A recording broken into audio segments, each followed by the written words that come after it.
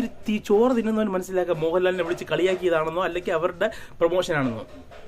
അത് മനസ്സിലാക്കാനുള്ള തലയ്ക്ക് വെളിവില്ലാത്തവന്മാരാണല്ലോ ഇതിനകത്ത് ചീത്ത വിളിച്ചാൽ അവൻ്റെ അച്ഛനും അമ്മയും അവന് പറഞ്ഞ ഭാഷ, അല്ലെങ്കിൽ അച്ഛനും അമ്മയും വിളിക്കുന്ന ഭാഷ.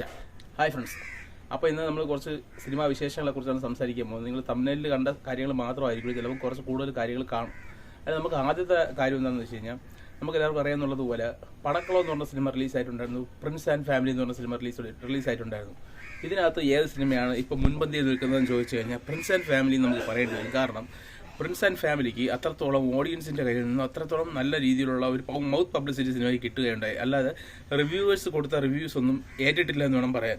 കാരണം സാധാരണ ഒരു ദിലീപ് സിനിമയ്ക്ക് കിട്ടുന്ന സ്വീകാര്യത ഇതിന് കിട്ടിയിട്ടില്ല എന്ന് നമുക്ക് പറയുമ്പോൾ പോലും നല്ല രീതിയിലുള്ള ഒരു ദിവസം ബുക്ക് മൈ ഷോ ഒരു 24,000-25,000 ടിക്കറ്റിനകത്ത് വിറ്റ് പോകുന്നുണ്ട് എന്നാണ് അറിയാൻ സാധിച്ചത് ബുക്ക് മൈ ഷോയുടെ വിവരങ്ങൾ അടിസ്ഥാനപ്പെടുത്തി നോക്കുമ്പോൾ.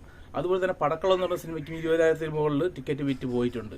പക്ഷേ കൂടുതൽ ടിക്കറ്റ് വിറ്റ് പോയിട്ടുള്ളത് പ്രിൻസ് ആൻഡ് ഫാമിലിക്കാണെന്ന് പറയേണ്ടി വരും. പക്ഷേ പടക്കളം എന്ന് പറഞ്ഞ സിനിമ നമുക്ക് ആലോചിക്കണം, അതൊരു വലിയൊരു സ്റ്റാർ മെറ്റീരിയൽ ഇല്ലാത്തൊരു സിനിമയാണ്, സാധാരണ ഒരു സിനിമയാണ്. അപ്പോൾ ആ സിനിമയ്ക്ക് ഇപ്പോഴും 20,000 ടിക്കറ്റിന് മുകളിൽ 24 മണിക്കൂറിനകത്ത് വിറ്റ് പോകുന്നു എന്ന് പറയുമ്പം ആ സിനിമയിലെ കേപ്പബിലിറ്റി എന്താണെന്ന് ആലോചിക്കണം. ഞാൻ 2 സിനിമയും തിയേറ്ററിൽ പോയി കണ്ട ആളാണ്.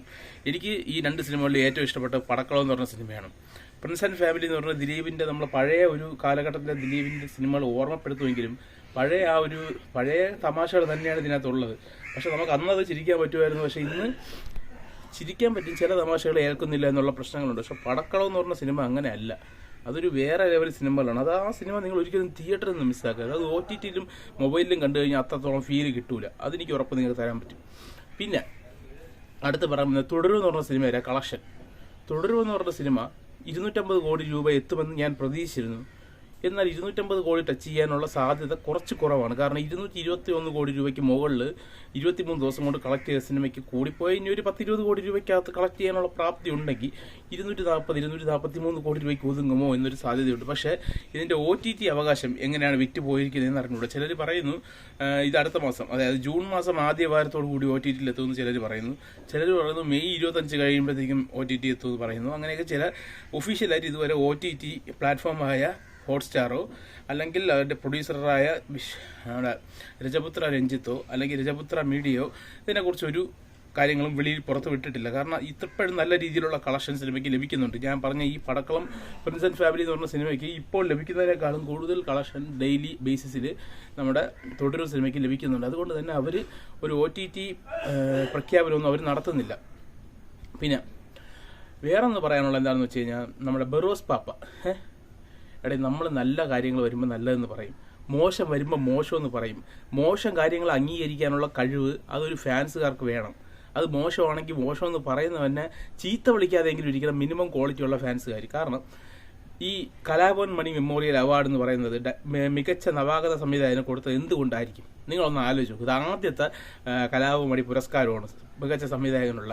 എന്തുകൊണ്ടായിരിക്കും മോഹൻലാലിന് കൊടുത്തത്? മോഹൻലാലിൻ്റെ കഴിവുകൊണ്ടാണെന്ന് നിങ്ങൾക്ക് തോന്നുന്നുണ്ടോ? അതോ ഈ കലാഭവൻ മെമ്മോറിയൽ മികച്ച നവാഗതനുള്ള അവാർഡ് മോഹൻലാൽ എന്ന് പറയുന്ന സൂപ്പർ സ്റ്റാറിന് കൊടുക്കണമെങ്കിൽ, സൂപ്പർ സ്റ്റാർ ആദ്യമായി ഒരു സിനിമ സംവിധാനം ചെയ്യുന്ന സമയത്ത് കൊടുക്കണമെങ്കിൽ അത് അവരുടെ മാർക്കറ്റിംഗ് ആണ്, അല്ലാതെ മോഹൻലാലിന് വേണ്ടി അല്ലെങ്കിൽ മോഹൻലാലിന്റെ കഴിവ് കൊണ്ട് കൊടുക്കുന്നതല്ലെന്ന് വിശ്വസിക്കാനുള്ള കഴിവ് നിങ്ങൾക്കില്ല. അത് കലാഭവൻ മണി മെമ്മോറിയൽ അവാർഡ് മോഹൻലാലിന് കൊടുക്കുമ്പം അത് കലാഭവൻ മണി മെമ്മോറിയൽ ആ ട്രസ്റ്റുകാർക്കും അല്ലെങ്കിൽ അതിന്റെ ഭാരവാഹികൾക്കും അതൊരു പ്രൊമോഷനാണ് എന്ന് ചിന്തിക്കാനുള്ള ബുദ്ധി നിങ്ങൾക്ക് ഇല്ലാതായി പോയത് എന്തുകൊണ്ടാണെന്ന് എനിക്ക് അറിഞ്ഞൂടാ.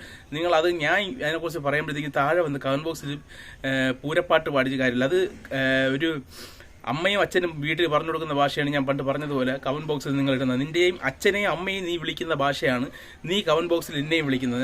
നിനക്ക് പൊതുസമൂഹത്തിന്റെ മുമ്പിലാണ് നീ ആ കമന്റ് ബോക്സിൽ ഇടുന്നത്. കമന്റ് ബോക്സ് എല്ലാവർക്കും വായിക്കാനുള്ള കമന്റ് ബോക്സാണ്. അപ്പോൾ അതിനകത്ത് നീ കൊച്ചു പിള്ളേർ സഹിതം വായിക്കുന്ന കമന്റ് ബോക്സിനകത്ത് നിന്നെ പോലുള്ള തെണ്ടികൾ ഇതുപോലുള്ള കമന്റുകൾ ഇടുമ്പോഴത്തേക്കും ആ പരത്തെറികൾ കുഞ്ഞുങ്ങളിലൂടെ ആ കൊച്ചുങ്ങളിലൂടെ അതിനകത്ത് മനസ്സിലാക്കുകയും അവർക്ക് അവരുടെ മോശം രീതിയിലൂടെ നയിക്കാനാണ് ആ കമന്റ് ലീഡ് ചെയ്യുക. അപ്പോൾ നിങ്ങളുടെ ഭാഷ നിങ്ങളുടെ അച്ഛൻ്റെ അടുത്തും അമ്മയുടെ സംസാരിക്കുന്ന ഭാഷയല്ല കമന്റ് ബോക്സിൽ ഇടേണ്ടത്. നിനക്കൊക്കെ അത്ര ക്വാളിറ്റിയേ ഉള്ളൂ എന്ന് ബാക്കിയുള്ളവർ വിചാരിക്കും. അല്ല നീ തെറി വിളിച്ചെന്ന് പറഞ്ഞിട്ടോ തെറി വിളിച്ചു വലിയ എന്ന് ആരെങ്കിലും പറയൂ? തന്തയ്ക്കും തള്ളയ്ക്കും മുമ്പേ ജനിച്ചവനെന്നേ നിന്നെയൊക്കെ പറയുള്ളൂ. അത് മോഹൻലാൽ ഫാൻസ് ആയാലും ശരി, അത് മമ്മൂട്ടി ഫാൻസ് ആയാലും ശരി. നമ്മൾ മോഹൻലാലിനെ എതിർത്ത് അല്ലെങ്കിൽ മോഹൻലാലിന് നെഗറ്റീവായിട്ടുള്ളൊരു വാർത്ത ഇടുമ്പോഴത്തേക്കും മോഹൻലാൽ ഫാൻസുകാർ താഴെ വന്നിട്ട് മാന്യമായിട്ടുള്ള രീതിയിൽ വിളിയറിയേ മാന്യമായിട്ടുള്ള രീതിയിൽ ഒരുമാതിരി ഇവൻ്റെയൊക്കെ നാണവും മാനവും ഇല്ലാത്ത ഒരു ഫാൻസ് വർഗ്ഗമാണ് മോഹൻലാലിനും ഉള്ളത് മമ്മൂട്ടിക്കും ഉള്ളതെന്ന് ഞാൻ പറയും. കാരണം നമ്മൾ അവരെക്കുറിച്ച് നല്ലതും പറയാറുണ്ട്, മോശവും പറയാറുണ്ട്. രണ്ടും അംഗീകരിക്കാൻ കഴിയണം. അല്ലാതെ മോഹൻലാലിനെ പൊക്കി പറഞ്ഞാൽ മാത്രം താഴെ വന്നിട്ട് ഒളികൂടിയാണ് മറ്റേതാണ് മറിച്ചാണെന്നും പറഞ്ഞുകൊണ്ട് കമന്റ് വരും.